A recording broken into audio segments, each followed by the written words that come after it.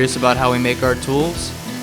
Well, let's take a behind-the-scenes look at a couple of the steps needed to make the Pocket Compass and Pocket Compass XL. Here, we're milling the XL version out of solid blocks of aircraft-grade aluminum, over at one of our state-of-the-art CNC machines.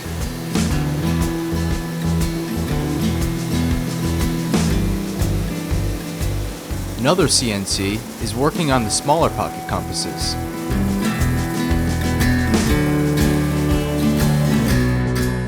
And after milling wraps up, the operator checks the parts for accuracy.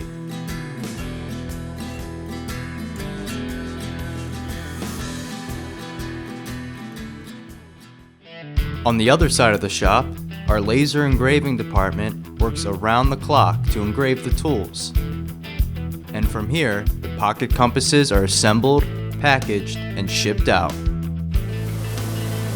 Stay tuned for more production updates and behind-the-scenes action.